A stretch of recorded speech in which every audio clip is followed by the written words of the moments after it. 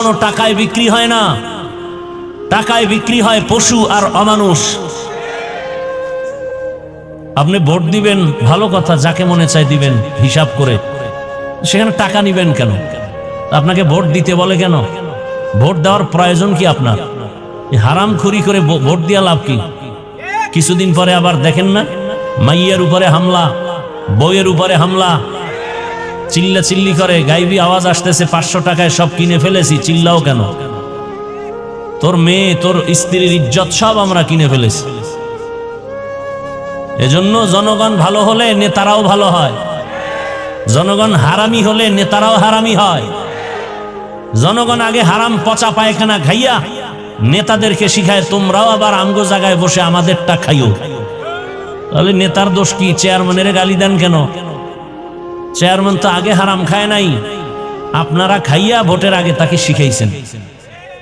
টাকার বিনিময়ে 1 নম্বরে, যদি কেউ টাকা খেতে চান, আমার বয়ানে যে হেদায়েত তা তো না, যদি কেউ প্রার্থী থেকে টাকা খেতেই চান, যে আপনি হুজুরের কোনো তাবিজে ফিরবেন না, তাহলে আপনি বেশি খাবেন, জেনে শুনে খাচ্ছেন। নাম্বার 2, ওয়াদা করবেন যেই চোরারা টাকা দিবে ওদেরকে ভোট দিবেন না। পারবেন? পারবেন? ওরা 2 নম্বর, 1 নম্বর নয়। আমাদের কাছে দোয়া চায় 13 প্রার্থী, এমপি হবে কয়জন? 13 জনে দোয়া চাইতেছে, 13 জন এমপি হবে? হ্যাঁ, কি দোয়া করব? আল্লাহ যার দ্বারা দেশের উপকার হবে, জাতির কল্যাণ হবে, ইসলামের উপকার হবে, তাকে বিজয় করো। এর থেকে আর ভালো দোয়া আছে?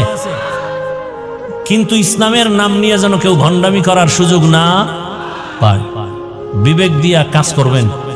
2 নম্বর লোকেরে দিবেন।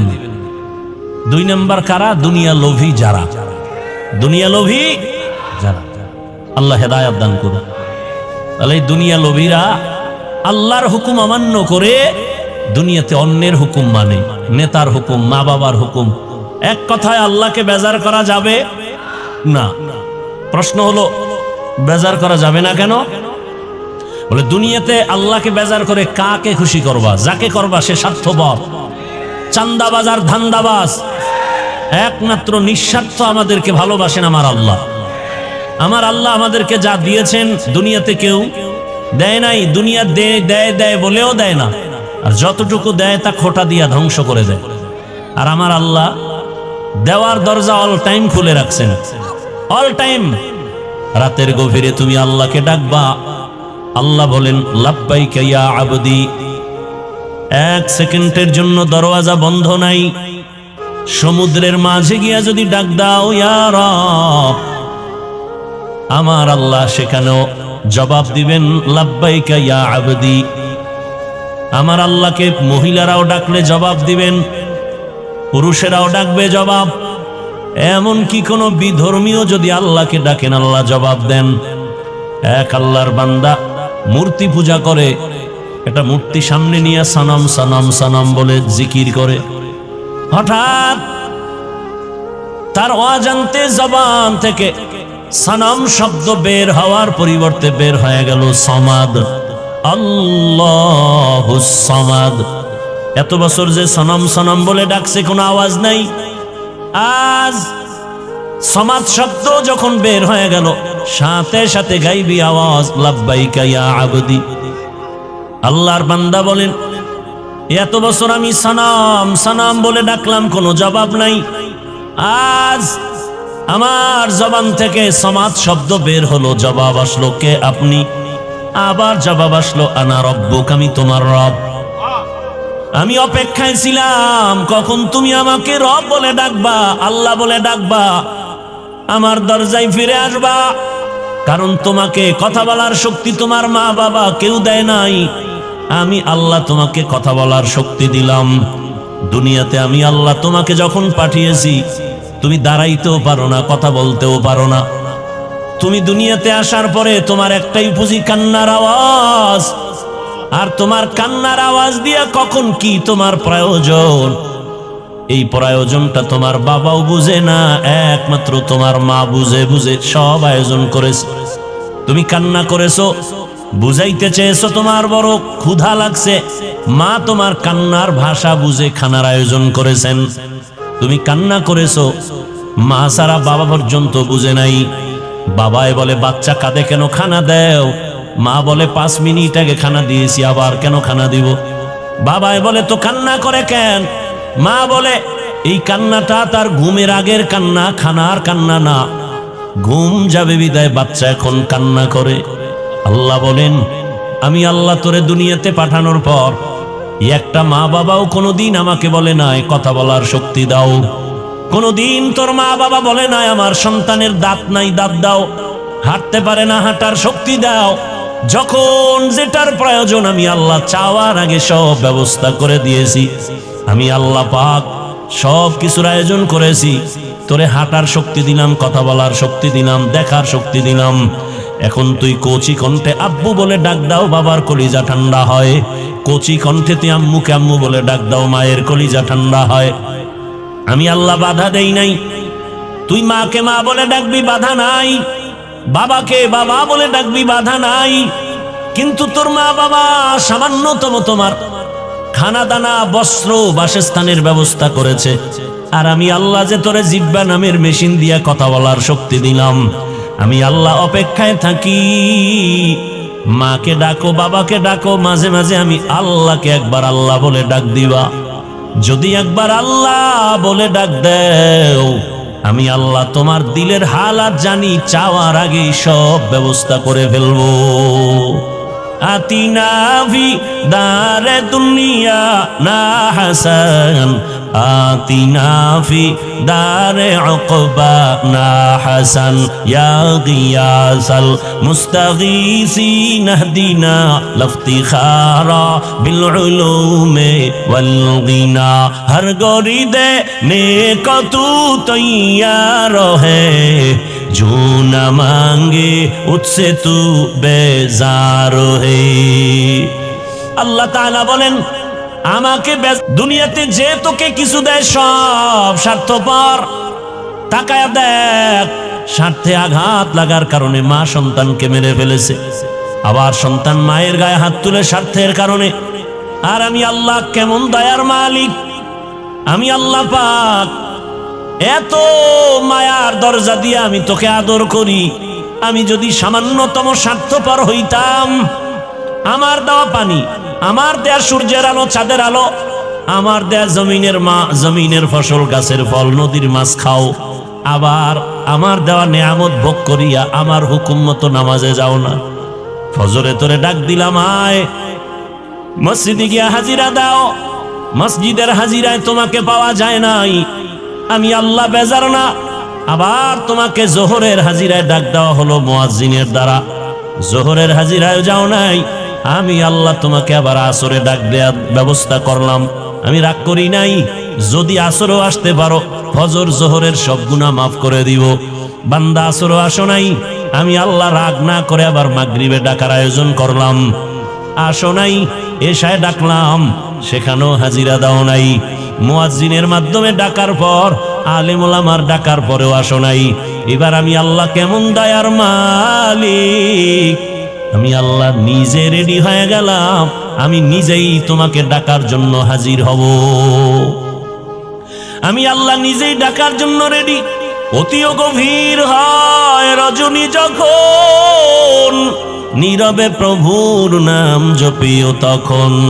প্রভুর করুণা যদি পাইবারে চাও, গভীর রাতে উঠে প্রভুর গুণগান গাও।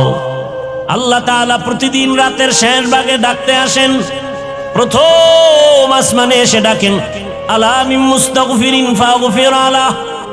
কে গুনাহ করেছো? পাহাড় পরিমাণ গুনাহ করেছো 20, 30, 40, 50 বছরে। আমি রব ডাকতে আসছি, ক্ষমার দরজা খুলে ডাকতেছি। হাতের গুনাহ, চোখের গুনাহ, জবানের গুনাহ, অন্তরের গুনাহ।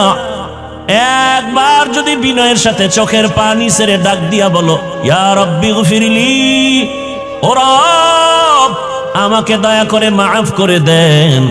আল্লাহ বলেন তোর গুনাহ করিয়া পাহাড় বানাইতে লাগছে 50 বছর, আর আমি তোকে ক্ষমা করতে 1 সেকেন্ডেরও সময় লাগবে না। আমি আল্লাহ পাক তোকে ক্ষমার জন্য ডাকতেছি, ওঠ। গভীর রজনীতে জমিনের সব নীরব, গাছের পাখিরা ঘুমায়, নদীর মাছ ঘুমায়, সব প্রাণীরা ঘুমায়। এই সময় আমি ডাকতেছি, জবাব দাও। ওযু বানায় যদি একবার সিজদায় গিয়া কান্না করো, ক্ষমা চাও, আমি আল্লাহ তোমার জীবনের সব গুনাহ ক্ষমা করব। কারণ আমি চাই না কেউ জাহান্নামের দরজা দিয়া ঢুকবা।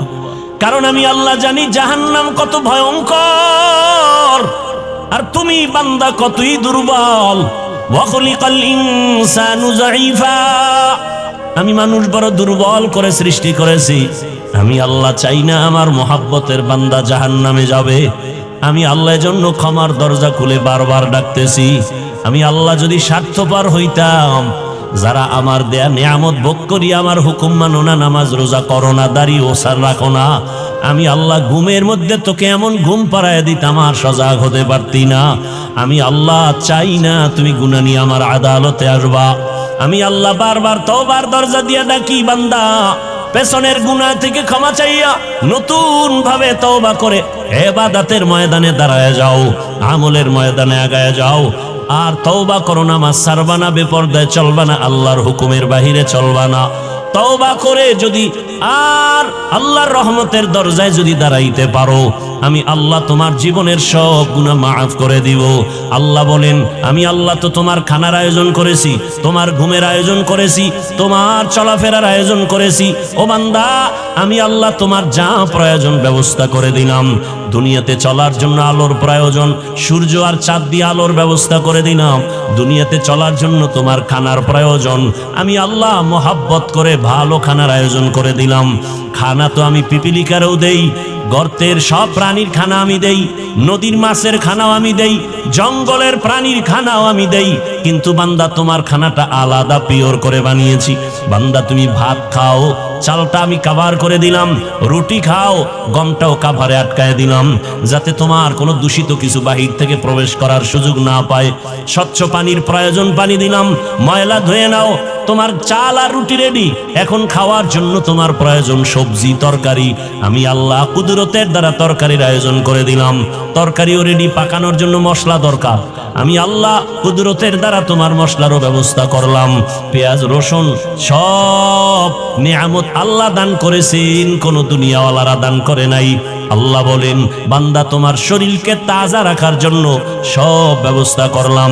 তরকারি ভালো লাগে না, মাছ খাবা, মাছ কত ধরনের মাছ দিয়া দিলাম, খাও, কাবারে আটকায় দিলাম যেন ময়লা তোমার ভেতরে না যায়। গোশত খাইবা, হাজারো ধরনের হালাল পন্থায় গোশতের আয়োজন করলাম। এত কিছু দিয়া আমি আল্লাহ তোমার থেকে কোনো টাকা চাই না, পয়সা চাই না। আমি চাই তুমি ব্যবসা করো, তুমি চাকরি করো, লেখাপড়া করো, সবগুলোকে তুমি ইবাদত বানায় করো। নবীর তরিকায় যদি করতে পারো, তোমার ব্যবসাটাও ইবাদত হবে। নবীর আদর্শ মেনে যদি ঘুমাইতে পারো, ঘুমটাও ইবাদত হবে। নবীজির আদর্শ মেনে যদি খানা খাও, ইবাদতে পরিণত হয়ে যাবে। নবীজির আদর্শ মেনে তুমি চাকরি করো, ইবাদত হয়ে যাবে। আর আমি আল্লাহ ইবাদত করনেওয়ালাকে বিনা হিসাবে জান্নাত দিয়ে দিব। ইবাদত অনেকে মনে করে তসবিহ নাও, পাগড়ি লাগাও, মসজিদে গিয়া জিকির আজকার করো, তেলাওয়াত করো, নামাজ পড়ো, ইবাদত শেষ। না, দুনিয়াতে তুমি যখন যা করবা সবগুলো রাসূলের আদর্শ মতো করো, সব ইবাদত। আল্লাহ পাক সে নিয়ম পদ্ধতি কোরআনে রাসূলের মাধ্যমে হাদিসে দিয়েছেন। পরিবার কেমনে চালাইবা, নবীজি নিজে প্র্যাকটিক্যাল দেখায় গেছেন, থিওরিক্যাল পদ্ধতিও কোরআন হাদিসে দিয়েছেন। পরিবার, সমাজ, রাষ্ট্র, সব বিষয় ইসলামের দিক নির্দেশনা আছে না নাই? আছে। মাইনা নবীর আদর্শ মতো চললেই সব কিছু তার ইবাদতে পরিণত হয়ে যাবে। আল্লাহ আমাদের বুঝার, আমল করার তৌফিক দান করেন। আরো আস্তে করে বলি, বিশাল আয়োজন, ইমাম সমাজ এই আয়োজন করেন প্রতি বছর। আল্লাহ তাদের এই আয়োজনে বরকত দান করেন, সারা দেশে খেদমতের জন্য কবুল করেন। শেষ দোয়া করে এরপরে আপনারা যাবেন, এর আগে যাবেন না। তো এর মধ্যে আপনাদের কাছে রুমাল বা ব্যাগ নিয়ে যাবে এই খেদমতের জন্য। আপনারা বিসমিল্লাহ বলে পকেটে হাত দিয়া 1000, 500, 100 যা পারি দান করলে হায়াত বাড়ে, মুসিবত দূর হয়। দান করলে রিজিকে বরকত বাড়ে, কবরওয়ালাদের আযাব মাফ হয়। বিসমিল্লাহ বলে পকেটে হাত দেন, সবাই উঠা বসা করবেন না, ধারাবাহিক আলোচনা চলতে থাকবে। সবাই পকেটে হাত দেন, দায়িত্বশীলরা নেমে যান। স্বেচ্ছাসেবকরা দ্রুত নামেন, যারা দিব দ্রুত দেই, পকেটে হাত দেই, সবাই বিসমিল্লাহ বলি, যা পারি সাধ্য মতো দেই। আল্লাহ সবার দান কবুল করেন, হায়াতে ইজ্জতে রিজিকে আল্লাহ বরকত দান করেন, কবরওয়ালাদেরকে জান্নাত দান করেন। স্বেচ্ছাসেবকরা দ্রুত হাঁটেন, আল্লাহ মাহফিল শেষ পর্যন্ত কবুল করেন। সুবহানাল্লাহি ওয়া বিহামদিহি, সুবহানাকাল্লাহুম্মা বিহামদিকা, আশহাদু আল্লা ইলাহা ইল্লা আনতা আস্তাগফিরুকা ওয়া আতুবু ইলাইক।